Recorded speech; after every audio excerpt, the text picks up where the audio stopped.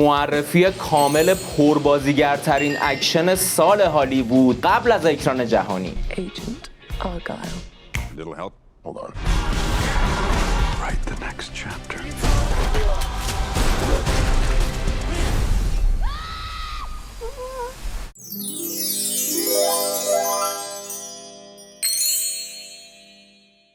سلام رفقای گلم، چطورید؟ من مجیدم و به قسمت جدید مووی امپایر خیلی خوش اومدید. امروز تو این برنامه بهتون فیلمی رو معرفی میکنم که قراره 13 بهمن ماه اکران شه و سبک اکشن و هیجان انگیز داره. بچه‌ها لطفاً برای حمایت از من یه ثانیه وقت بذارید و یه لایک قشنگ بزنید و اگه دوست دارید با جدیدترین فیلم و سریال‌های جهان جلوتر از همه آشناشید، حتما کانال رو سابسکرایب کنید. خب بریم سراغ معرفی فیلم اکشن و هیجان انگیز آرگایل که توی گوگل آرگیل و آرگایل و خیلی چیزا می نویسن، ولی اگه به تلفظ خود بازیگرا دقت کنید بهترینش همین آرگایله. آرگایل تا به اینجای کار پربازیگرترین فیلم سال هالیووده تا اینکه فیلم دیون 2 یا همون تلماسه 2 بیاد و نظر تعدد بازیگر رو دستش پاشه. بچه‌ها بیاید یه نگاهی به لیست بازیگراش بندازیم تا متوجه منظورم بشید. از دوالیپا خواننده که جدیداً رو آورده به بازیگری،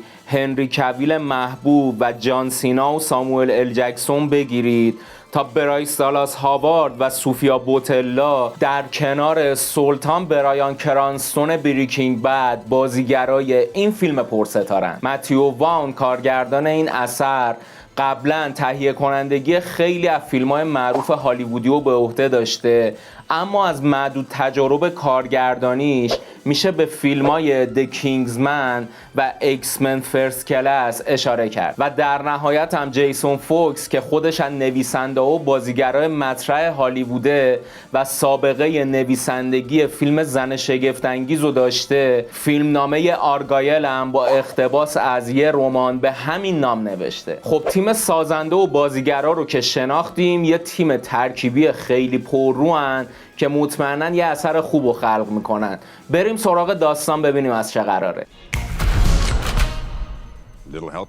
Hold on. داستان درباره الی، نه اون درباره الی اصغر فرهادی، این الی که میبینیده، یه نویسنده رمانای جاسوسیه که شخصیت خیلی درونگرایی داره و اکثر اوقات خودشو تنهایی و تو خونه سپری میکنه و به ندرت پیش میاد که از خونه بیرون بزنه. الی کم کم متوجه میشه که اتفاقات و وقایعی که تو رمانای خودش مینویسه با فعالیت‌های یک گروه مخفی خلافکار زیرزمینی شباهت‌های بسیار زیادی پیدا میکنن.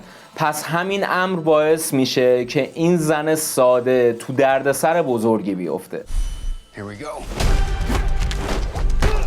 اون یه روز که از همه جا بیخبره، همون گروه برای روبودنش اقدام میکنن، اما یه جاسوس به نام آیدن که از ماجرا باخبره به موقع اقدام میکنه و اونو از خطر حتمی نجات میده. حالا الی و گربه بانمکش به اسم آلفی وارد یه دنیای زیرزمینی مخوف و پر از خلافکار شدن که هیچ کس و هیچ چیز اونجوری که به نظر میرسه نیست و حالا الی برای نجات جون خودش و فهمیدن این که چجوری وقایع رمانش با فعالیت‌های این گروه خلافکار در ارتباطه، چاره‌ای جز اعتماد و همراهی با آیدن نداره که با اینکه یه مرد مبارز و خفنه اما رفتاراش یه کمی خلوز میزنه.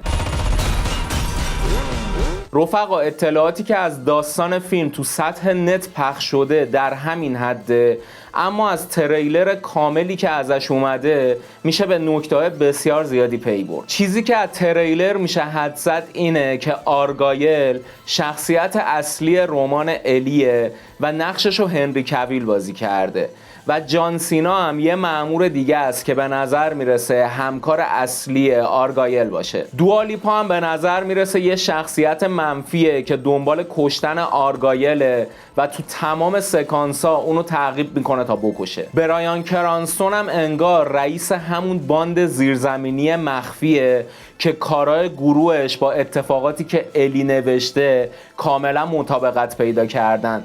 پس اون دنبال دزدیدن این زن نویسنده است تا الی ادامه رمانو همونجوری که برایان میخواد براش بنویسه. به نظر میرسه بعد از اتفاقاتی که افتاده این مرد به این نتیجه رسیده که نوشته های الی میتونه سرنوشت و اونجوری که اون دوست داره رقم بزنه. به نظر میرسه که ساموئل ال جکسون هم دانای فیلمه و نقش یه رابط رو به عهده داره که از خیلی اتفاقات آگاهه، چون تو جایی از تریلر وقتی الیو میبینه یه در رو باز میکنه و میگه میخوام با آرگایل واقعی آشنات کنم.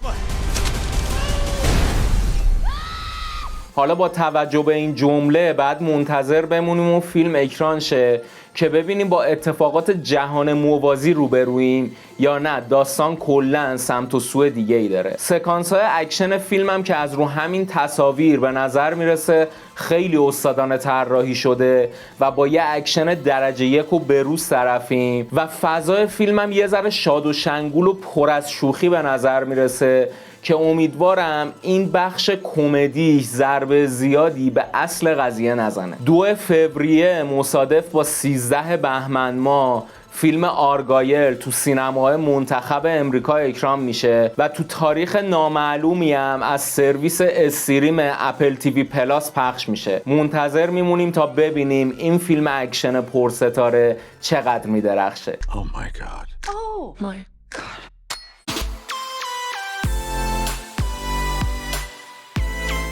خب بچه‌های گل دمتون گرم که نشستین و این قسمت مووی امپایر هم دیدید. امیدوارم که حسابی لذت برده باشید. فقط لطف کنید رفقا حتما از ویدیوها حمایت کنید. قبلا قرامو زدم که فقط کارهای اروتیکی که معرفی میکنم داره دیده میشه. برای تولید این برنامه‌های عادی هم کلی زحمت کشیده میشه و تمام وقتم تو روز صرفشون میشه. تو فکرش هستم 1-2 تا بخش جدید دیگه هم به برنامه سازی ها اضافه کنم که امیدوارم اونا هم جواب بده و لذت ببرید. آینده خیلی نزدیک میبینیدشون. تلگرام مووی امپایر هم دیگه فکر کنم بشناسید دیگه. مرتب دارم با کارهای جدید آپدیتش میکنم و اکثر کارهایی هم که همینجا معرفی میکنم و توش آپلود کردم. برید ببینید و صفا کنید. نظرهای قشنگتون هم حتما برام بنویسید. اگه یوتیوب نامرد پاک نکنه حتما بهشون جواب میدم. میدونید دیگه دوستتون دارم، هزار عاشقتونم. تا یه برنامه دیگه و معرفی کلی فیلم باحال. خداحافظ.